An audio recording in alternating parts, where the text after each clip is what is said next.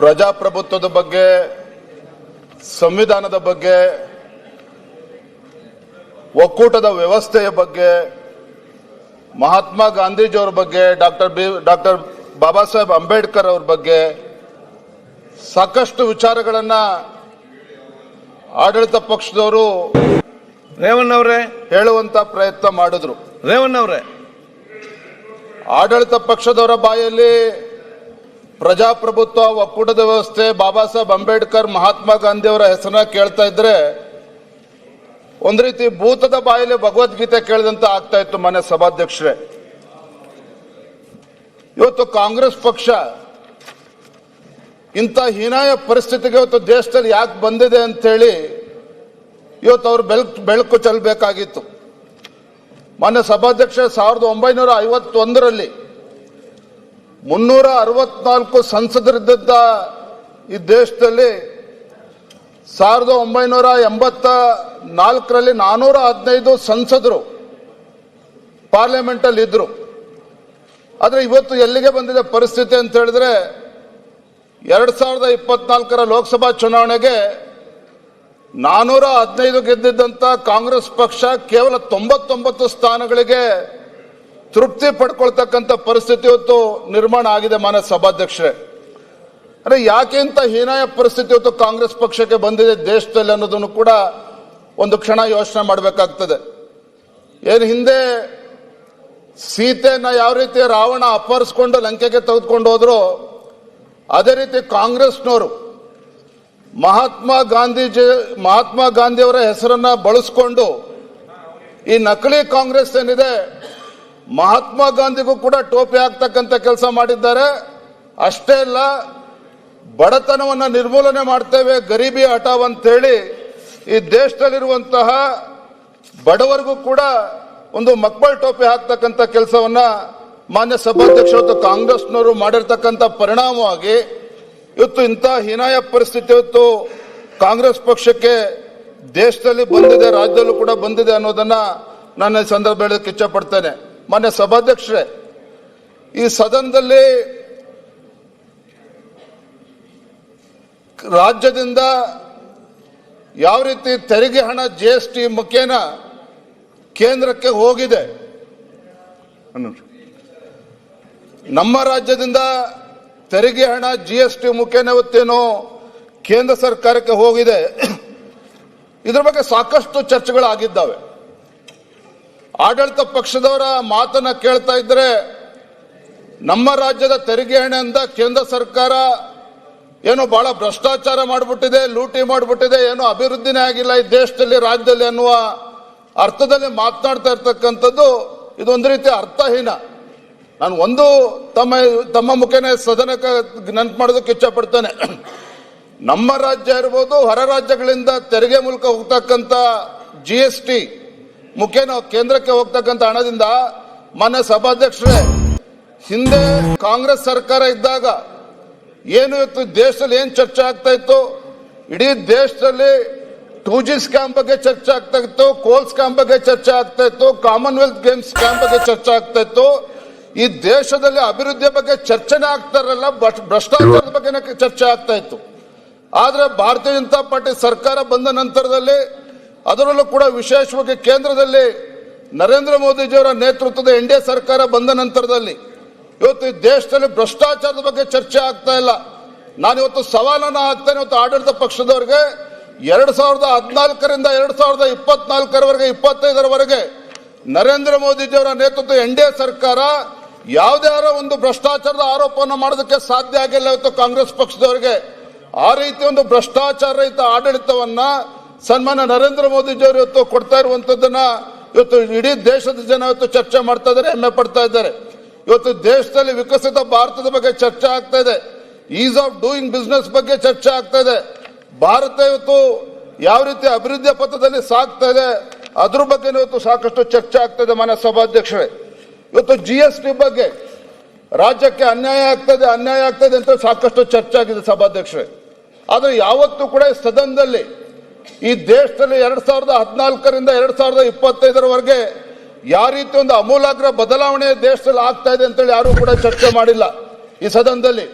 ಯಾವತ್ತೂ ಕೂಡ ಇವತ್ತು ಲಕ್ಷಾಂತರ ರೂಪಾಯಿ ಇವತ್ತು GST ಮೂಲಕ ಹೋಗ್ತಕ್ಕಂಥ ಟ್ಯಾಕ್ಸ್ ನಲ್ಲಿ ಯಾವ ರೀತಿ ಕೇಂದ್ರ ಸರ್ಕಾರ ಅದನ್ನ ಬಂಡವಾಳವನ್ನು ಹೂಡಿಕೆ ಮಾಡ್ತದೆ ಅನ್ನೋದು ಕೂಡ ಚರ್ಚೆ ಮಾಡಬೇಕಾಗಿದೆ.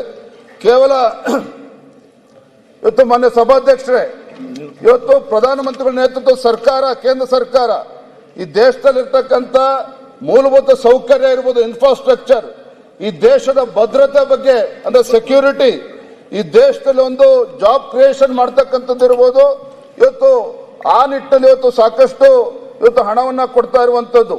ಇವತ್ತು ಬಹಳ ಪ್ರಮುಖವಾಗಿರ್ತಕ್ಕಂಥ ಅಂಶ ಅಂತ ಹೇಳಿದ್ರೆ ನರೇಂದ್ರ ಮೋದಿಜಿಯವರ ನೇತೃತ್ವದ NDA ಸರ್ಕಾರ ನೇಷನ್ ಫಸ್ಟ್ ಅನ್ನೋ ಒಂದು ನಾಟದಲ್ಲಿ ಒಂದು ಬಲಿಷ್ಠ ಭಾರತವನ್ನು ನಿರ್ಮಾಣ ಮಾಡಬೇಕು ಅಂತ ಹೇಳಿ ಇವತ್ತು ಡಿಫೆನ್ಸ್ ಬಜೆಟ್ 2014ರಲ್ಲಿ ಈ ದೇಶದ ಡಿಫೆನ್ಸ್ ಬಜೆಟ್ ಎಷ್ಟಿತ್ತು ಅಂತ ಹೇಳಿದ್ರೆ ಕೇವಲ 2,53,000 ಕೋಟಿ ರೂಪಾಯಿಗಳಿತ್ತು. 2024ರಷ್ಟೊತ್ತಿಗೆ ಈ ದೇಶದ ಡಿಫೆನ್ಸ್ ಬಜೆಟ್ ಎಷ್ಟಾಗಿದೆ ಅಂತ ಹೇಳಿದ್ರೆ 6.22 ಲಕ್ಷ ಕೋಟಿ, 6.22 ಲ್ಯಾಕ್ ಕ್ರೋರ್ ಇವತ್ತು ಡಿಫೆನ್ಸ್ ಬಜೆಟ್ ಇವತ್ತು ಹೆಚ್ಚು ಮಾಡಿರುವಂತದ್ದು. 1.8 ಲಕ್ಷ ಕೋಟಿ ಯಾತಕ್ಕೋಸ್ಕರ ಕೊಟ್ಟಿದ್ದಾರೆ ಅಂತ ಹೇಳಿದ್ರೆ ಇವತ್ತು ಆರ್ಮ್ ಫೋರ್ಸಸ್ಗೆ ಬೇಕಾಗಿರ್ತಕ್ಕಂಥ ಏರ್ ಕ್ರಾಫ್ಟ್ಸ್ ಇರ್ಬೋದು, ಸಬ್ಮೆರಿನ್ ಇರ್ಬೋದು, ಮಿಸೈಲ್ಸ್ ಇರ್ಬೋದು, ಡ್ರೋನ್ಸ್ ಇರ್ಬೋದು, ಅಂದ್ರೆ ಡಿಫೆನ್ಸ್ಗೆ ಬೇಕಾಗಿರ್ತಕ್ಕಂಥ ಮೂಲಭೂತ ಸೌಕರ್ಯಕ್ಕೆ ಸುಮಾರು 1.8 ಲಕ್ಷ ಕೋಟಿಯನ್ನ ಇವತ್ತು ಕೇಂದ್ರದ ಬಜೆಟ್ ಅಲ್ಲಿ ನೀಡಿರುವಂತದ್ದು. ಮತ್ತೊಮ್ಮೆ ಹೇಳ್ತೇನೆ, ಇಂಡಿಯನ್ ಡಿಫೆನ್ಸ್ ಬಜೆಟ್ ಕಳೆದ 2024ರಲ್ಲಿ 6.22 ಲ್ಯಾಕ್ ಕ್ರೋರ್ ಇವತ್ತು ಡಿಫೆನ್ಸ್ ಬಜೆಟ್ಗೆ ನೀಡಿರುವಂತದ್ದು.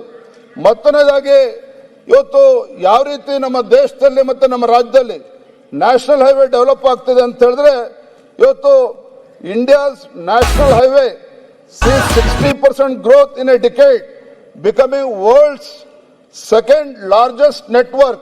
ಮೊನ್ನೆ ಸಭಾಧ್ಯಕ್ಷ ಕಳೆದ 10 ವರ್ಷದಲ್ಲಿ ಸುಮಾರು 1,46,195 ಕಿಲೋಮೀಟರ್ ಅಷ್ಟು 2014ರಿಂದ 2024ರವರೆಗೆ ಈ ದೇಶದಲ್ಲಿ ಹೈವೇಗಳು ನಿರ್ಮಾಣ ಆಗಿರುವಂತದ್ದು. ಇವತ್ತು ಯೂತ್ಸ್ ಬಗ್ಗೆ ನಾವು ಮಾತನಾಡ್ತೇವೆ, ಯಾವ ರೀತಿ ಕೇಂದ್ರ ಸರ್ಕಾರ ಇವತ್ತು ಜಾಬ್ ಜನರೇಷನ್ಗೆ ಅವಕಾಶ ಮಾಡಿಕೊಟ್ಟಿದೆ ಅಂತೇಳಿ. ಯಾವುದೇ ಜಾಬ್ ಜನರೇಷನ್ ಆಗಬೇಕು ಅಂತ ಹೇಳಿದ್ರೆ ಇದು ಟ್ಯಾಕ್ಸ್ ಪಾಲಿಸಿ ಯಾವ ರೀತಿ ಮಾಡ್ತಾರೆ, ಇವತ್ತು ಜಾಬ್ ಜನರೇಷನ್ಗೆ ಯಾವ ರೀತಿ ಪೂರಕವಾಗಿ ಇವತ್ತು ಕಾಯ್ದೆಗಳನ್ನು ತರ್ತಾರೆ ಅನ್ನೋದು ಕೂಡ ಅಷ್ಟೇ ಮುಖ್ಯ.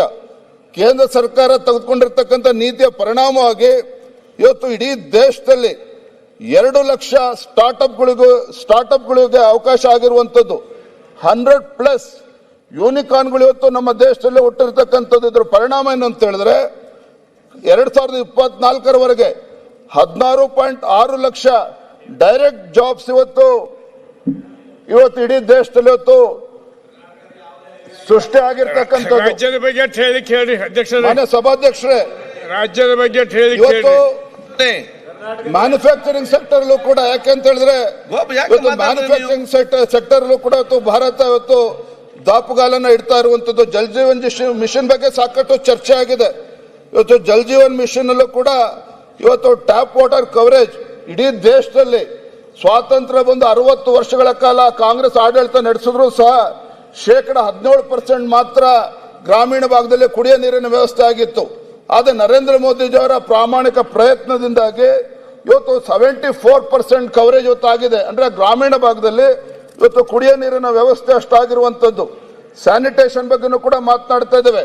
ಸುಮಾರು 12 ಕೋಟಿ ಶೌಚಾಲಯಗಳನ್ನ ನಿರ್ಮಾಣ ಮಾಡುವಂತ ಕೆಲಸ ಇವತ್ತು ಕೇಂದ್ರ ಸರ್ಕಾರದ ನೇತೃತ್ವದಲ್ಲಿ ಮಾನ್ಯ ಸಭಾಧ್ಯಕ್ಷ ಆಗಿರ್ತಕ್ಕಂಥದ್ದು. ಇವತ್ತು ರಾಜ್ಯಕ್ಕೆ ಅನ್ಯಾಯ ಆಗ್ತದೆ ಚರ್ಚೆ ಮಾಡ್ತಾ ಇದ್ದೇವೆ. ಒಂದು ನಾವು ಬಹಳ ಗಮನಿಸಬೇಕು, ನರೇಂದ್ರ ಮೋದಿಜಿಯವರ ಸರ್ಕಾರ ಬಂದಾಗಿನಿಂದ ಕಳೆದ 10 ವರ್ಷದಲ್ಲಿ ಮಾನ್ಯ ಸಭಾಧ್ಯಕ್ಷರೇ ಈ ದೇಶದ ಸುರಕ್ಷತೆ ಭದ್ರತೆನೂ ಕೂಡ ಅಷ್ಟೇ ಮುಖ್ಯ. ನಾರ್ತ್ ಈಸ್ಟರ್ನ್ ಸ್ಟೇಟ್ಸ್ ಏನಿದಾವೆ ಇದ್ರ ಬಗ್ಗೆ ಹಿಂದಿನ ಸರ್ಕಾರಗಳು ತನ್ನ ಬಜೆಟ್ ಅಲ್ಲಿ ಯಾವುದೇ ರೀತಿ ಅನುದಾನವನ್ನು ಕೊಡ್ತಾ ಇರಲಿಲ್ಲ. ಆದರೆ ನರೇಂದ್ರ ಮೋದಿಜಿ ಸರ್ಕಾರ ಬಂದ ಮೇಲೆ ಕಳೆದ 10 ವರ್ಷದಲ್ಲಿ 6.5 ಲಕ್ಷ ಕೋಟಿ ಆ ನಾರ್ತ್ ಈಸ್ಟರ್ನ್ ಸ್ಟೇಟ್ ಅಭಿವೃದ್ಧಿಗೋಸ್ಕರ, ಅಲ್ಲಿ ಹೈವೇ ಇರ್ಬೋದು, ಮೂಲಭೂತ ಸೌಕರ್ಯಗಳಿಗೋಸ್ಕರ ಈ ಹಣವನ್ನು ನೀಡಿರುವಂತದ್ದು ಬಹಳ ಪ್ರಮುಖವಾಗಿರ್ತಕ್ಕಂಥ ಅಂಶ. ಮಾನ್ಯ ಸಭಾಧ್ಯಕ್ಷರೇ, ಇವತ್ತು ಇಡೀ ದೇಶದಲ್ಲಿ ನಕ್ಸಲಿಸಂ ಬಗ್ಗೆ ಎಲ್ಲೂ ಕೂಡ ಚರ್ಚೆ ಆಗ್ತಾ ಇಲ್ಲ. ಕಾರಣ ಏನು? 2014ರ ಪೂರ್ವದಲ್ಲಿ ಎಲ್ಲ ಪತ್ರಿಕೆ ದೃಶ್ಯ ಮಾಧ್ಯಮಗಳೆಲ್ಲ ನೋಡ್ತಾ ಇದ್ರೆ ನಕ್ಸಲರು ಅಲ್ಲಿ ಅಟ್ಯಾಕ್ ಮಾಡಿದ್ರು, ಇಲ್ಲಿ ಪೊಲೀಸ್ ಅಧಿಕಾರಿಗಳು ಸತ್ತೋದ್ರು, ಇಲ್ಲಿ ಬಡವರ ಮೇಲೆ ಪ್ರಾಣ ಹಾನಿ ಆಯಿತು ಅಂತೇಳಿ ಚರ್ಚೆ ಆಗ್ತಾ ಇತ್ತು.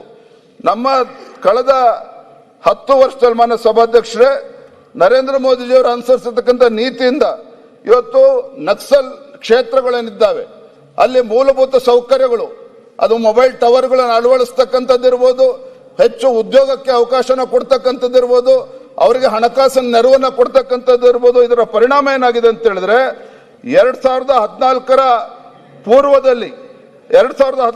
ಪೂರ್ವದಲ್ಲಿ ಇವತ್ತು 300ಕ್ಕೂ ಹೆಚ್ಚು, ಅಂದ್ರೆ ಇವತ್ತು 15 ಹೆಚ್ಚು ರಾಜ್ಯಗಳಲ್ಲಿ ನಕ್ಸಲಿಸಂ ಬಹಳ ಕಾಟ ಇತ್ತು. ಆದ್ರೆ ಇವತ್ತು ಎಲ್ಲಾ ರಾಜ್ಯಗಳಲ್ಲೂ ಕೂಡ ಇವತ್ತು ನಕ್ಸಲಿಸಂ ಅನ್ನ ನ್ಯೂಟ್ರಲೈಸ್ ಮಾಡಿ ಒಂದು ಶಾಂತಿಯ ವಾತಾವರಣ ನಿರ್ಮಾಣ ಮಾಡ್ತಕ್ಕಂಥ ಕೆಲಸ ಇವತ್ತು ಕೇಂದ್ರ ಸರ್ಕಾರದಿಂದ ಆಗಿರ್ತಕ್ಕಂಥದ್ದು. ಮಾನ್ಯ ಸಭಾಧ್ಯಕ್ಷ, ಯಾಕೆ ಇದನ್ನು ಉಲ್ಲೇಖ ಮಾಡ್ತಾ ಇದ್ದೇನೆ ಅಂತ ಹೇಳಿದ್ರೆ ರಾಜ್ಯದಿಂದ ಬರೀ ಕರ್ನಾಟಕ ರಾಜ್ಯ ಅಷ್ಟೇ ಅಲ್ಲ, ಬೇರೆ ಬೇರೆ ರಾಜ್ಯಗಳಿಂದ ತೆರಿಗೆ ಮೂಲಕ ಕೇಂದ್ರ ಸರ್ಕಾರಕ್ಕೆ ಏನು ಹೋಗ್ತಾ ಇದೆ ಹಣ, ಯಾವುದೇ ಒಂದು ಭ್ರಷ್ಟಾಚಾರ ಆಗದೇನೆ ಯಾವ ರೀತಿ ಒಂದು ಆಡಳಿತ ಸುಧಾರಣೆನ ತಂದು ಯಾವ ರೀತಿ ಪಾರದರ್ಶಕವಾಗಿ ಕೇಂದ್ರ ಸರ್ಕಾರ ಆಡಳಿತ ನಡೆಸ್ತಾ ಇದೆ, ಯಾವ ರೀತಿ ಸುಧಾರಣೆಗಳು ಆಗ್ತಾ ಇದೆ ಅನ್ನೋದಕ್ಕೆ ಇದನ್ನು ಉದಾಹರಣೆ ಕೊಟ್ಟಿದ್ರು ಮಾನ್ಯ ಸಭಾಧ್ಯಕ್ಷರೇ. ಇವತ್ತು ರಾಜ್ಯದಲ್ಲಿ ಅಹಿಂದ ಹೆಸರು ಹೇಳಿಕೊಂಡು ಇವತ್ತು ಕಾಂಗ್ರೆಸ್ ಸರ್ಕಾರ ಅಧಿಕಾರಕ್ಕೆ ಬಂದಿದೆ. ಹಾಗಾಗಿ ಸಾಕಷ್ಟು ನಿರೀಕ್ಷೆಗಳು ಆ ಅಹಿಂದ ಸಮುದಾಯಗಳ ಮಧ್ಯೆ ಹುಟ್ಟಾಕಿರ್ತಕ್ಕಂಥದ್ದು ಸತ್ಯ.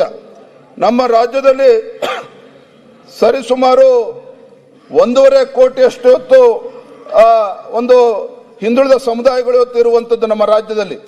ಈ ಸಮುದಾಯಗಳಿಗೆ ನೇಕಾರ ಇರ್ಬೋದು, ಮಡಿವಾಳರು ಇರ್ಬೋದು, ದೇವಂಗ ಸಮಾಜ ಇರ್ಬೋದು, ವಿಶ್ವಕರ್ಮ ಸಮಾಜ ಇರ್ಬೋದು, ಹಡಪದ ಅಪ್ಪಣ್ಣ ಸಮಾಜ ಇರ್ಬೋದು, ಗಾಣಿಗ ತಿಗಳ ನೇಕಾರರು ಈಡಿಗರು ಇರ್ಬೋದು, ಅಥವಾ ಹಾಲು ಮತಸ್ಥ ಸಮಾಜ ಇರ್ಬೋದು. ಈ ಸಮುದಾಯದ ಯುವ ಜನಾಂಗಕ್ಕೆ ಒಂದು ಶಕ್ತಿಯನ್ನು ತುಂಬುವಂತ ಕೆಲಸ ಮಾಡಬೇಕು ಅಂತೇಳಿ ಅನೇಕ ನಿಗಮಗಳನ್ನ, ಅಂದ್ರೆ ಹಿಂದಿನ ಭಾರತೀಯ ಜನತಾ ಪಾರ್ಟಿ ಸರ್ಕಾರ ಇದ್ದಾಗ ನಿಗಮಗಳನ್ನ ಸ್ಥಾಪನೆ ಮಾಡಿ ಅವಕ್ಕೆ ಅನುದಾನವನ್ನ ಕೊಡುವಂತ ಕೆಲಸವನ್ನ ಹಿಂದಿನ ಬಿಜೆಪಿ ಸರ್ಕಾರ ಮಾಡಿತ್ತು, ಯಡಿಯೂರಪ್ಪನ ರಾಜ್ಯದ ಮುಖ್ಯಮಂತ್ರಿಗಳಿದ್ದಾಗ. ಇವತ್ತು ಸನ್ಮಾನ್ಯ ಸಿದ್ದರಾಮಯ್ಯನವರು ಅಹಿಂದ ಒಬ್ಬ ನಾಯಕ ಅಂತೇಳಿ ಅನಿಸ್ಕೊಂಡಿರ್ತಕ್ಕಂಥ ಮಾನ್ಯ ಸಿದ್ದರಾಮಯ್ಯನವರು ಒಬ್ಬ ಅನುಭವಿ ಮುಖ್ಯಮಂತ್ರಿಗಳಿದ್ದಾರೆ. 17ನೇ ಬಜೆಟ್ ಅನ್ನ ಮಂಡನೆ ಮಾಡ್ತಾ ಇದ್ದಾರೆ. ಇವತ್ತು ಈ ಅಹಿಂದ ಸಮುದಾಯಗಳ ಪರಿಸ್ಥಿತಿ ಏನಾಗಿದೆ ಮಾನ್ಯ ಸಭಾಧ್ಯಕ್ಷರು ಅಂತ ಹೇಳಿದ್ರೆ, ಹಿಂದೆ ಬಿಜೆಪಿ ಸರ್ಕಾರ ಏನು ಅನುದಾನವನ್ನ ಕೊಟ್ಟಿದ್ರು ಎಲ್ಲ ಸಮುದಾಯಗಳ ಒಂದು ಅಭಿವೃದ್ಧಿಯ ನಿಗಮಗಳೇನಿದ್ದವು, ಈ ಸರ್ಕಾರ ಬಂದ್ಮೇಲೆ, ಕಾಂಗ್ರೆಸ್ ಸರ್ಕಾರ ಬಂದ್ಮೇಲೆ, ಹಿಂದೆ ಬಿಜೆಪಿ ಸರ್ಕಾರ 100 ರೂಪಾಯಿ ಕೊಡ್ತಾ ಇದ್ರೆ ಈ ಸರ್ಕಾರ ಬಂದ್ಮೇಲೆ 50 ರೂಪಾಯಿ ಕೊಡ್ತಾ ಇದೆ. 50 ರೂಪಾಯಿಲೂ ಕೂಡ ಬರೀ 50% ಹಣವನ್ನ ಬಿಡುಗಡೆ ಮಾಡಿರ್ತಕ್ಕಂಥದ್ದು. ಅಂದ್ರೆ ಇದರ ಪರಿಣಾಮ ಏನಾಗಿದೆ ಅಂತ ಹೇಳಿದ್ರೆ, ಈ ಸಮುದಾಯಗಳಿಗೆ, ಹಿಂದುಳಿದ ಸಮುದಾಯಗಳಿಗೆ ಆನೆ ಹೊಟ್ಟೆಗೆ ಅರೆಕಾಸಿನ ಮಜ್ಜಿಗೆ ಅನ್ನೋ ರೀತಿಯಲ್ಲಿ ಯಾವುದೇ ಒಂದು ಅನುದಾನ ಬರದೇನೆ ಇವತ್ತು ಈ ಸಮುದಾಯಗಳು ಅನ್ಯಾಯ ಆಗ್ತಾ ಇರ್ತಕ್ಕಂಥದ್ದು ನಾವೆಲ್ಲರೂ ಕೂಡ ನೋಡ್ತಾ ಇದ್ದೇವೆ. ಒಂದು ರೀತಿ ಕಾಂಗ್ರೆಸ್ ಪಕ್ಷ ಸ್ವಾತಂತ್ರ್ಯ ನಂತರದಲ್ಲಿ ಯಾವ ರೀತಿ ಅಹಿಂದ ಸಮುದಾಯಗಳನ್ನ ಬಳಸ್ಕೊಂಡು ಒಂದು ರೀತಿ ಈ ಸಮುದಾಯಗಳನ್ನ ವೋಟ್ ಬ್ಯಾಂಕ್ ಆಗಿ ಪರಿವರ್ತನೆ ಮಾಡಿಕೊಂಡಿದೆಯೇ ವಿನಃ ಇವರಿಗೆ ಯಾವುದೇ ರೀತಿ ಅನುದಾನವನ್ನು ಕೊಟ್ಟು ಆ ಸಮುದಾಯದಲ್ಲಿರ್ತಕ್ಕಂಥ ಯುವ ಪೀಳಿಗೆಗೆ ಪ್ರೋತ್ಸಾಹನ ಮಾಡೋದನ್ನ ಬಿಟ್ಟು ಯಾವ ಆದ್ಯತೆಯನ್ನು ಕೂಡ ನೀಡದೇ ಇರತಕ್ಕಂಥದ್ದು ಬಹಳ ದುರಂತ ಅಂತ ಹೇಳಿ ನಾನು ಈ ಸಂದರ್ಭದಲ್ಲಿ ಹೇಳ್ತೇನೆ. ಮೊನ್ನೆ ಸಭಾಧ್ಯಕ್ಷರೇ, ಈ ನಿಗಮಗಳು ಏನು ಸ್ಥಾಪನೆ ಆಗಿದ್ದಾವೆ, ಇದರ ಕಾರ್ಯವೈಖರಿ ಆಗಲಿ, ನಿಗದಿಪಡಿಸಿರ್ತಕ್ಕಂಥ ಫಲಾನುಭವಿಗಳ ಸಂಖ್ಯೆನ ನೀವು ನೋಡಿದ್ರೆ ಗೊತ್ತಾಗ್ತದೆ. ಕೇವಲ ಈ ಸರ್ಕಾರ, ಕಾಂಗ್ರೆಸ್ ಸರ್ಕಾರ ಮೂಗಿಗೆ ತುಪ್ಪ ಹಚ್ಚುವಂತ ಕೆಲಸ ಮಾಡಿದ್ದಾರೆ ವಿನಃ ಯಾವುದೇ ಒಂದು ನ್ಯಾಯ ಕೊಡುವಂತ ಕೆಲಸ ಮಾಡಿಲ್ಲ. ಇವತ್ತು ಆ ಸಮುದಾಯದ ಜನರು ಇವತ್ತು ಕೇಳ್ತಾ ಇದ್ದಾರೆ, ಯಾವ ಪುರುಷಾರ್ಥಕ್ಕೋಸ್ಕರ ಇವತ್ತು ನಿಗಮಗಳು ಹಾಗೆ ಉಳಿಸ್ಕೊಂಡಿದ್ದಾರೆ ಅದನ್ನು ಕೂಡ ಮುಚ್ಚಾಕ್ಲಿ ಅನ್ನುವ ಮಾತನ್ನ ಮಾನ್ಯ ಸಭಾಧ್ಯಕ್ಷರು ಮಾತನಾಡ್ತಾ ಇದ್ದಾರೆ. ಮಾನ್ಯ ಸಭಾಧ್ಯಕ್ಷರೇ, ನಾನು ಹಿಂದೆ ಬಿಜೆಪಿ ಸರ್ಕಾರ ಇದ್ದಾಗ ಜನಸಂಖ್ಯೆ ಆಧಾರದ ಮೇಲೆ ಈ ಸಮುದಾಯಗಳಿಗೆ ನಿಗಮಗಳನ್ನು ಸೃಷ್ಟಿ ಮಾಡೋದಕ್ಕೆ ಅನುದಾನ ಕೊಡುವಂತ ಕೆಲಸ ಮಾಡಿದ್ರು. ದೇವರಾಜ್ ಅರಸ್ ಹಿಂದುಳಿದ ಅಭಿವೃದ್ಧಿ ನಿಗಮ, ಒಂದು ನಿಮಿಷ, ದೇವರಾಜ್ ಅರಸ್ ಹಿಂದುಳಿದ ಅಭಿವೃದ್ಧಿ ನಿಗಮ ಹಿಂದೆ ಬಿಜೆಪಿ ಸರ್ಕಾರ ಇದ್ದಾಗ 190 ಕೋಟಿ ಅನುದಾನ ನಿಗದಿಪಡಿಸಿದ್ರೆ 190 ಕೋಟಿನೂ ಕೂಡ ಬಿಡುಗಡೆ ಮಾಡಿ ಆ ಸಮುದಾಯಕ್ಕೆ ನ್ಯಾಯ ಕೊಟ್ಟಿರುವಂತದ್ದು. ಅದೇ ರೀತಿ ಮರಾಠ ಅಭಿವೃದ್ಧಿ ನಿಗಮಕ್ಕೆ 100 ಕೋಟಿ ಅನುದಾನ ನಿಗದಿ ಮಾಡಿದ್ರೆ 100 ಕೋಟಿನ ಕೊಟ್ಟಿರುವಂತದ್ದು. ವಿಶ್ವಕರ್ಮ ಅಭಿವೃದ್ಧಿ ನಿಗಮಕ್ಕೆ 25 ಕೋಟಿ ನಿಗದಿ ಮಾಡಿದ್ರೆ 25 ಕೋಟಿ ಕೊಟ್ಟಿದ್ದಾರೆ. ನಿಜ ಶರಣ ಅಂಬಿಗರ ಚೌಡಯ್ಯ ಅಭಿವೃದ್ಧಿ ನಿಗಮ 15 ಕೋಟಿ ನಿಗದಿ ಮಾಡಿದ್ರೆ 15 ಕೋಟಿ ಕೊಟ್ಟಿದ್ದಾರೆ. ಮಡಿವಾಳ ಮಾಚಿದೇವ 15 ಕೋಟಿ ಹೇಳಿದ್ರೆ 15 ಕೋಟಿ ಕೊಟ್ಟಿದ್ದಾರೆ. ಒಟ್ಟಾರೆಯಾಗಿ ಹಿಂದಿನ ಬಿಜೆಪಿ ಸರ್ಕಾರದಲ್ಲಿ ಈ ಸಮುದಾಯಗಳಿಗೆ, ಹಿಂದುಳಿದ ಸಮುದಾಯಗಳಿಗೆ 576 ಕೋಟಿ ವಿವಿಧ ಬೋರ್ಡ್ಗಳಿಗೆ ಕೊಟ್ಟಿದ್ರೆ, ನಿಗದಿ ಮಾಡಿದ್ರೆ 576 ಕೋಟಿನೂ ಕೂಡ ಮಾನ್ಯ ಸಭಾಧ್ಯಕ್ಷ ಬಿಡುಗಡೆ ಮಾಡಿದ್ದಾರೆ. ಆದ್ರೆ 2023-24ರ ಈ ಕಾಂಗ್ರೆಸ್ ಸರ್ಕಾರ ಬಂದ ಮೇಲೆ ದೇವರಾಜ ಅರಸ್ ನಿಗಮಕ್ಕೆ 100 ಕೋಟಿ ರೂಪಾಯಿ ಹೇಳಿದ್ರೆ ಕೇವಲ ಬಿಡುಗಡೆ ಮಾಡಿರ್ತಕ್ಕಂಥದ್ದು 50 ಕೋಟಿ, ಅದರಲ್ಲಿ ವ್ಯಯ ಆಗಿರ್ತಕ್ಕಂಥದ್ದು ಕೇವಲ 50% ಮಾತ್ರ. ಅದೇ ರೀತಿ ಮರಾಠ ಸಮುದಾಯಕ್ಕೆ 50 ಕೋಟಿ ಹೇಳಿದ್ರೆ 25 ಕೋಟಿ ಕೊಟ್ಟಿದ್ದಾರೆ. ಅಲೆಮಾರಿ ಅಭಿವೃದ್ಧಿ ನಿಗಮಗಳಿಗೆ 12 ಕೋಟಿ ಕೊಟ್ಟು ಅದರಲ್ಲಿ 6 ಕೋಟಿ ಮಾತ್ರ ರಿಲೀಸ್ ಮಾಡಿದ್ದಾರೆ. ಮಡಿವಾಳ ಮಾಚಿದೇವ 9 ಕೋಟಿ ರೂಪಾಯಿ ಹೇಳಿದ್ರೆ ಕೇವಲ 4.5 ಕೋಟಿ ಕೊಟ್ಟಿದ್ದಾರೆ. ರಾಜ್ಯ ಕಾಡುಗೊಲ್ಲ ಅಭಿವೃದ್ಧಿ ನಿಗಮ 15 ಕೋಟಿ ಹೇಳಿದ್ರೆ ಕೇವಲ 7.5 ಕೋಟಿ ಇವತ್ತು ಕೊಟ್ಟಿರ್ತಕ್ಕಂಥದ್ದು. ಹಿಂದಿನ ಬಿಜೆಪಿ ಸರ್ಕಾರ ಕಾಡುಗೊಲ್ಲ ಅಭಿವೃದ್ಧಿ ನಿಗಮಕ್ಕೆ 20 ಕೋಟಿ ಹೇಳಿದ್ರೆ 20 ಕೋಟಿನೂ ಕೂಡ ರಿಲೀಸ್ ಮಾಡಿ ಖರ್ಚಾಗಿರ್ತಕ್ಕಂಥದ್ದು ನಾವು ನೋಡಿದ್ದೇವೆ ಮಾನ್ಯ ಸಭಾಧ್ಯಕ್ಷರೇ. ಒಟ್ಟಾರೆಯಾಗಿ ಇವತ್ತು ಅಹಿಂದ ಸಮುದಾಯಗಳು ಯಾವ ನಿರೀಕ್ಷೆಗಳನ್ನ ಸರ್ಕಾರದ ಬಗ್ಗೆ ಇಟ್ಕೊಂಡಿದ್ರೋ, ಯಾವ ಕನಸುಗಳನ್ನ ಸರ್ಕಾರದ ಬಗ್ಗೆ ಇಟ್ಕೊಂಡಿದ್ರೋ, ಅವರ ಕನಸುಗಳು ಇವತ್ತು ನುಚ್ಚುನೂರಾಗಿರ್ತಕ್ಕಂಥದ್ದು ಸತ್ಯ ಮಾನ್ಯ ಸಭಾಧ್ಯಕ್ಷರೇ. ಇವತ್ತು ಕೂಡ ನಾನು ತಮ್ಮ ಮುಖೇನ ಮಾನ್ಯ ಹಣಕಾಸಿನ ಸಚಿವರಾಗಿರುವಂತಹ ಮಾನ್ಯ ಮುಖ್ಯಮಂತ್ರಿಗಳಲ್ಲಿ ವಿನಂತಿ ಮಾಡ್ತೇನೆ, ಮುಂದಿನ ದಿನಗಳಲ್ಲಾದರೂ ಸಹ ಈ ಸಮುದಾಯಗಳಿಗೆ ನ್ಯಾಯ ಕೊಡುವಂತ ಕೆಲಸ ಆಗಬೇಕು. ಇವತ್ತು ಗಂಗಾ ಕಲ್ಯಾಣ ಯೋಜನೆ ಆಗಲಿ, ಸ್ವಯಂ ಉದ್ಯೋಗ ಯೋಜನೆ ಆಗಲಿ, ಇವೆಲ್ಲವೂ ಕೂಡ ಕೇವಲ ಮೂಗಿಗೆ ತುಪ್ಪ ಹಚ್ಚುವಂತ ಕೆಲಸ ಆಗಿದೆ ಹೊರತು ಇವತ್ತು ಯಾರಿಗೂ ಕೂಡ ಅದು ಅನುಕೂಲ ಆಗ್ತಾ ಇಲ್ಲ ಅನ್ನೋ ಮಾತನ್ನ ಮಾನ್ಯ ಸಭಾಧ್ಯಕ್ಷ ಸಂದರ್ಭದಲ್ಲಿ ಹೇಳೋದಕ್ಕೆ ಇಚ್ಛಪಡ್ತೇನೆ. ಮಾನ್ಯ ಸಭಾಧ್ಯಕ್ಷೆ, ನಾವು ಭಾರತೀಯ ಜನತಾ ಪಾರ್ಟಿ ಹಲವಾರು ಬಾರಿ ಸದನದ ಒಳಗಡೆ ಮತ್ತು ಸದನದ ಹೊರಗಡೆ ರಾಜ್ಯ ಇವತ್ತು ಹಣಕಾಸಿನ ಪರಿಸ್ಥಿತಿ ಸರಿ ಇಲ್ಲ, ರಾಜ್ಯ ಇವತ್ತು ದಿವಾಳಿಯತ್ತ ಸಾಗ್ತಾ ಇದೆ ಅನ್ನುವ ವಿಚಾರವನ್ನು ಹಲವಾರು ಬಾರಿ ಹೇಳಿದ್ದೇವೆ. ಅದಕ್ಕೆ ಆಡಳಿತ ಪಕ್ಷದವರು ಕೂಡ ನಮ್ಮನ್ನು ಟೀಕೆನೂ ಕೂಡ ಮಾಡಿದ್ದಾರೆ. ಕರ್ನಾಟಕ ಸರ್ಕಾರ ಕೊಟ್ಟಿರ್ತಕ್ಕಂಥ ಗ್ಯಾರಂಟಿ ಇವತ್ತು ಇಡೀ ದೇಶಕ್ಕೆ ರೋಲ್ ಮಾಡೆಲ್ ಅಂತ ಹೇಳಿ ಪ್ರಚಾರ ಮಾಡಿಕೊಂಡು ಹಿಮಾಚಲ ಪ್ರದೇಶದಲ್ಲಿ ಮತ್ತು ತೆಲಂಗಾಣ ರಾಜ್ಯದಲ್ಲಿ ಕಾಂಗ್ರೆಸ್ ಸರ್ಕಾರದ ಪರಿಸ್ಥಿತಿ ಏನಾಗಿದೆ ಅಂತೇಳಿ ನಾನು ಮತ್ತೆ ಉಲ್ಲೇಖ ಮಾಡೋದಕ್ಕೆ ಹೋಗೋದಿಲ್ಲ. ಆದರೆ ಒಂದು, ಕಳೆದ ಬೆಳಗಾವಿಯ ಚಳಿಗಾಲದ ಅಧಿವೇಶನದಲ್ಲಿ ನಮ್ಮ ಸದಸ್ಯರಾಗಿರ್ತಕ್ಕಂಥ ಮಹೇಶ್ ತೆಂಗಿನಕಾಯಿ ಅವರು ಗೃಹಲಕ್ಷ್ಮಿನಲ್ಲಿ ಕಳೆದ ಫೆಬ್ರವರಿ ಮತ್ತು ಮಾರ್ಚ್ ತಿಂಗಳಲ್ಲಿ ಆ ಕಂತುಗಳನ್ನ ಬಿಡುಗಡೆ ಮಾಡಿದ್ದೇನೆ. ಸುಮಾರು 5,000 ಕೋಟಿ ರೂಪಾಯಿ ಅದು ಏನಾಗಿದೆ ಅಂತ ಹೇಳಿ ಸಂಬಂಧಪಟ್ಟ ಸಚಿವರು ಕೂಡ ಉತ್ತರ ಕೊಟ್ಟಿಲ್ಲ. ಮಾನ್ಯ ಹಣಕಾಸಿನ ಸಚಿವರು ಕೂಡ ಇವತ್ತಿಗೆ ಉತ್ತರ ಕೊಟ್ಟಿಲ್ಲ. ಆದ್ರೆ ಒಂದಂತೂ ಸತ್ಯ ಮಾನ್ಯ ಸಭಾಧ್ಯಕ್ಷರೇ, ರಾಜ್ಯದ ಹಣಕಾಸಿನ ಪರಿಸ್ಥಿತಿ ಎಷ್ಟು ಚಿಂತಾಜನಕವಾಗಿದೆ ಅಂತ ಹೇಳಿದ್ರೆ ಮಾನ್ಯ ಸಭಾಧ್ಯಕ್ಷರೇ, ಮಂಡ್ಯದಲ್ಲಿ ಸ್ವಾತಂತ್ರ್ಯ ಹೋರಾಟಗಾರರ ಮಾಸಿಕ ಗೌರವಧನ ಮತ್ತು ಅವರ ಕುಟುಂಬಸ್ಥರಿಗೆ ನೀಡುವ ಮಾಸಾಶನ ಸುಮಾರು 4.85 ಕೋಟಿ 6 ತಿಂಗಳಿಂದ ಈ ರಾಜ್ಯ ಸರ್ಕಾರ ಹಣ ಬಿಡುಗಡೆ ಮಾಡದೇನೆ ಸತಾಯಿಸಿಕೊಂಡು ಸ್ವಾತಂತ್ರ್ಯ ಯೋಧರಿಗೆ ಅಪಮಾನ ಮಾಡುವಂತ ಕೆಲಸ ಇವತ್ತು ರಾಜ್ಯ ಸರ್ಕಾರ ಮಾಡ್ತಾ ಇರುವಂತದ್ದನ್ನ ಈ ಸಂದರ್ಭ ಉಲ್ಲೇಖ ಮಾಡೋದಕ್ಕೆ ಇಚ್ಛೆ ಪಡ್ತೇನೆ ಮಾನ್ಯ ಸಭಾಧ್ಯಕ್ಷರೇ. ಇವತ್ತು ಸೇಡಂನಲ್ಲಿ ಕಳೆದ ಜುಲೈನಲ್ಲಿ ವೇತನ ದೊರೆತಿಲ್ಲ ಅನ್ನುವ ಕಾರಣಕ್ಕೆ ಕಲಬುರಗಿಯ ಸೇಡಂನಲ್ಲಿ ಅಲ್ಲೂ ಕೂಡ ಒಬ್ಳು ಬಾಲಕಿ ಇವತ್ತು ಒಂದು ಡೆತ್ ನೋಟ್ ಬರೆದು ಗ್ರಂಥಪಾಲಕಿ ಭಾಗ್ಯವತಿ ಆತ್ಮಹತ್ಯೆ ಮಾಡ್ಕೊಂಡಿರ್ತಕ್ಕಂಥದ್ದು ಕೂಡ ಇವತ್ತು ಪತ್ರಿಕೆಗಳಲ್ಲಿ ಇವತ್ತು ಉಲ್ಲೇಖ ಆಗಿರುವಂತದ್ದು.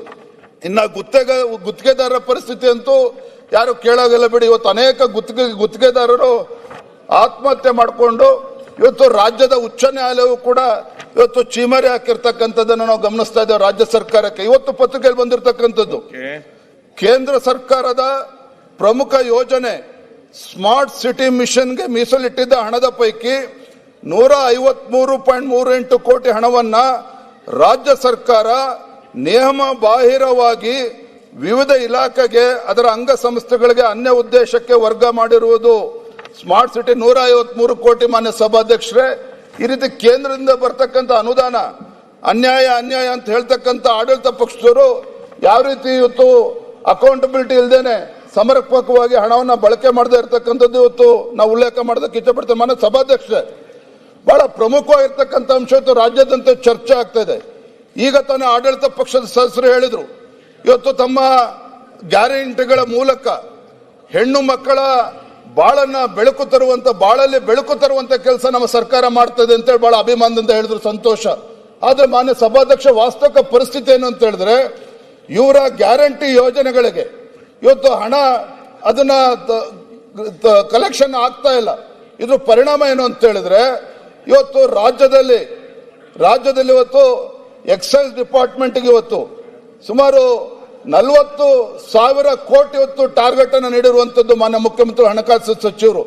ಇದರ ಪರಿಣಾಮ ಏನು ಅಂತ ಹೇಳಿದ್ರೆ, ಮಹಿಳೆಯರ ಬಾಳಲ್ಲಿ ಬೆಳಕನ್ನು ತರ್ತೇವೆ ಅಂತ ಹೇಳ್ತಕ್ಕಂಥ ಕಾಂಗ್ರೆಸ್ನವರು ಇವತ್ತು 40,000 ಕೋಟಿ ಟಾರ್ಗೆಟ್ ಇವತ್ತು ಎಕ್ಸೈಸ್ ಡಿಪಾರ್ಟ್ಮೆಂಟ್ಗೆ ನಿಗದಿ ಮಾಡಿರೋ ಪರಿಣಾಮ ಏನು ಅಂತ ಹೇಳಿದ್ರೆ, ರಾಜ್ಯದ ಯಾವುದೇ ಜಿಲ್ಲೆಗೆ ಹೋಗಿ ಮಾನ್ಯ ಸಭಾಧ್ಯಕ್ಷರೇ, ದಿನಸಿ ಅಂಗಡಿಗಳಲ್ಲೂ ಕೂಡ ಮದ್ಯ ಮಾರ್ತಕ್ಕಂಥ ಒಂದು ಕೆಟ್ಟ ಪರಿಸ್ಥಿತಿ, ದುಸ್ಥಿತಿ ಇವತ್ತು ರಾಜ್ಯ ಸರ್ಕಾರಕ್ಕೆ ಬಂದಿದೆ ಅಂತ ಹೇಳಿದ್ರೆ, ಒಂದು ಕಡೆ ಗೃಹಲಕ್ಷ್ಮಿ ಕೊಡ್ತಕ್ಕಂಥದ್ದು 2,000 ರೂಪಾಯಿ ಕೊಟ್ರೆ 5,000 ರೂಪಾಯಿ ಅವರಿಂದ ಕಿತ್ಕೊಳ್ತಕ್ಕಂಥ ಕೆಲಸ ಇವತ್ತು ಆಗ್ತಾ ಇದೆ. ಇವತ್ತು ಅಬಕಾರಿ ಇಲಾಖೆನಲ್ಲಿ ಯಾವ ರೀತಿ ಭ್ರಷ್ಟಾಚಾರ ಆಗ್ತಾ ಇದೆ, ಆ ಭ್ರಷ್ಟಾಚಾರದಲ್ಲಿ ಬಂದಿರತಕ್ಕಂಥ ಹಣ ಯಾರ್ಯಾರಿಗೆ ಹೋಗ್ತಾ ಇದೆ ನಾನು ಚರ್ಚೆ ಮಾಡೋದಕ್ಕೆ ಹೋಗೋದಿಲ್ಲ, ಅದನ್ನ ಸೋಮವಾರ ತೆಗೆದುಕೊಳ್ತೇನೆ. ಆದ್ರೆ ತಮ್ಮ ಮುಖ್ಯ ಎಲ್ಲ ಮನೆ ಸಭಾಧ್ಯಕ್ಷರೇ, ಹಾಗಾಗಿ ಇವತ್ತು ಎಕ್ಸೈಸ್ ಡಿಪಾರ್ಟ್ಮೆಂಟ್ ಅಲ್ಲಿ ಈ ರೀತಿ ಟಾರ್ಗೆಟ್ ಅನ್ನ ಕೊಟ್ಟು ಈ ರಾಜ್ಯವನ್ನ ಕುಡುಕರ ರಾಜ್ಯವನ್ನಾಗಿ ಮಾಡೋದಕ್ಕೆ ಹೊರಟಿದ್ದಾರೆ. ಮಾನ್ಯ ಸಭಾಧ್ಯಕ್ಷರೇ, ಬಹಳ ಪ್ರಮುಖವಾಗಿರ್ತಕ್ಕಂಥ ಅಂಶ ಹೇಳ್ತೇನೆ. ಮಾನ್ಯ ಉಪಮುಖ್ಯಮಂತ್ರಿಗಳು ಸದನದಲ್ಲಿ ಏನು ನಮ್ಮ ತುಂಗಭದ್ರಾ ಕ್ರಸ್ಟ್ ಗೇಟ್ ಸಾಕಷ್ಟು ಚರ್ಚೆಗಳಾಗಿತ್ತು. ಮಾನ್ಯ ಸಭಾಧ್ಯಕ್ಷರೇ, ತುಂಗಭದ್ರಾದ ಗೇಟ್ ನಂಬರ್ 19 ಅದು ಕುಸಿಬಿದ್ದಂತ ಸಂದರ್ಭದಲ್ಲಿ ಮಾನ್ಯ ಉಪಮುಖ್ಯಮಂತ್ರಿಗಳು ಇಲ್ಲಿ ಸದನದಲ್ಲಿ ಹೇಳಿಕೆಯನ್ನು ಕೂಡ ಕೊಟ್ಟಿದ್ರು. ಅನುದಾನದ ಕೊರತೆ ಇಲ್ಲ, ಆಂಧ್ರ ಬೇರೆ ರಾಜ್ಯಗಳು ಅನುದಾನ ಕೊಡ್ಲಿ ಬಿಡ್ಲಿ, ಸಂಪೂರ್ಣವಾಗಿ ನಾವೇ ಅದನ್ನು ಭರಿಸ್ತೇವೆ ಅನ್ನೋ ಹೇಳಿಕೆಯನ್ನು ಕೂಡ ಮಾನ್ಯ ಉಪಮುಖ್ಯಮಂತ್ರಿಗಳು ಉತ್ತರ ಕೊಟ್ಟಿದ್ರು. ಇಲ್ಲೇನಾಗಿದೆ ಪರಿಸ್ಥಿತಿ ಅಂತ ಹೇಳಿದ್ರೆ ಮಾನ್ಯ ಸಭಾಧ್ಯಕ್ಷರೇ, ಮೊದಲನೇದಾಗಿ ತುರ್ತಾಗಿ ಅಲ್ಲಿ ರಿಪೇರಿ ಕೆಲಸ ಆಗ್ಲೇಬೇಕಾಗಿದೆ. 33 ಕ್ರಸ್ಟ್ ಗೇಟ್ಗಳು ರಿಪೇರಿ ಆಗಬೇಕಾಗಿದೆ, ಹೊಸದಾಗಿ ಕೂರಿಸುವಂತ ಕೆಲಸ ಆಗಬೇಕಾಗಿದೆ. ಇದ್ರ ನಡುವೆ ಏನಾಗಿದೆ, ರಾಜ್ಯ ಸರ್ಕಾರ 10 ಕೋಟಿ ರೂಪಾಯಿಗಳನ್ನು ನೀಡಿದ್ರು ಅಲ್ಲಿ ಕ್ರಸ್ಟ್ ಗೇಟ್ ರಿಪೇರಿ ಮಾಡಬೇಕು ಅಂತೇಳಿ. ಆಂಧ್ರ ಪ್ರದೇಶ ಸರ್ಕಾರ ಅಲ್ಲಿ 20 ಕೋಟಿ ಅವರ ಬಾಬ್ತನ್ನ ಈಗಾಗಲೇ ಕೊಟ್ಟಿದ್ದಾರೆ, ಇಲ್ಲಿಗೆ ಜಮಾ ಆಗಿದೆ. ತದನಂತರದಲ್ಲಿ ಅದೇ ಆಂಧ್ರ ಸರ್ಕಾರ 30 ಕೋಟಿ ರೂಪಾಯಿಗಳನ್ನ ಅಲ್ಲಿ ಸ್ಯಾಲರೀಸು ಮತ್ತೆ ಮೇಂಟೆನೆನ್ಸ್ಗೆ ಅಂತೇಳಿ 30 ಕೋಟಿ ಕೊಟ್ಟಿದ್ದಾರೆ. ಈ ಸರ್ಕಾರ ನೋಡಿ, ನಾನು ಹೇಳೋದಕ್ಕೆ ನಿಜವಾಗ್ಲೂ ಕೂಡ ನಾಚಿಕೆ ಆಗ್ತದೆ ಮನ ಸಭಾಧ್ಯಕ್ಷರೇ.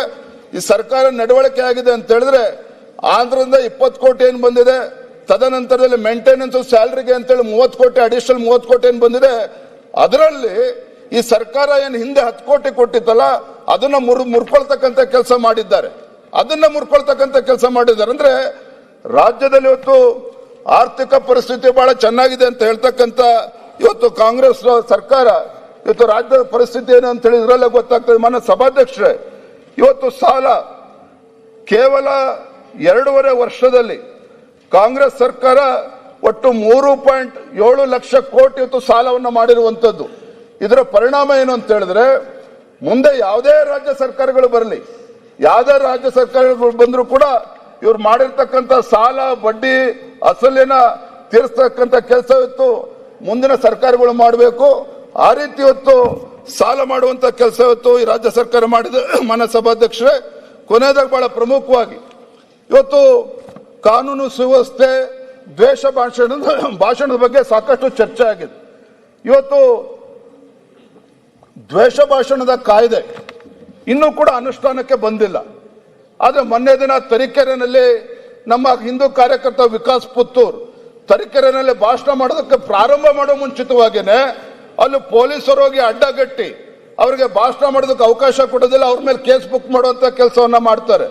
ಮತ್ತೊಂದು ಕಡೆ ನಮ್ಮ ದಕ್ಷಿಣ ಕನ್ನಡದ ನಮ್ಮ ಕಾರ್ಯಕರ್ತ ಶರಣ್ ಪಂಪೇಲ್ ಅವರು ದ್ವೇಷ ಭಾಷಣದ ನೆಪ ಹಿಡ್ಕೊಂಡು ಅವರಿಗೆ ಇವತ್ತು ಹೋಗದೇ ಇರೋಂಗೆ ತಡೆಯುವಂತ ಒಂದು ದುಸ್ಸಾಹಸಕ್ಕೆ ಕೈ ಹಾಕ್ತಾರೆ.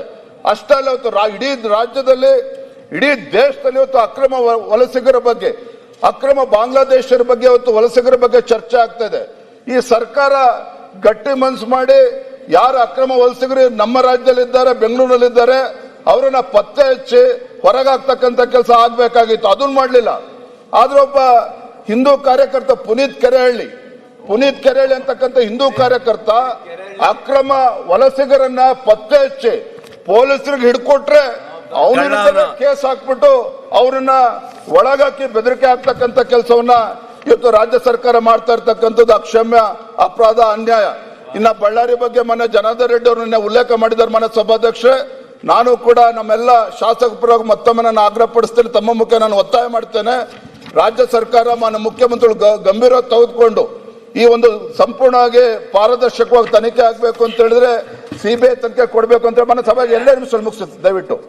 ಮನೆ ಸಭಾಧ್ಯಕ್ಷ ದಲಿತರ ಬಗ್ಗೆ ಸಾಕಷ್ಟು ಚರ್ಚೆ ಆಗ್ತಾ ಇದೆ.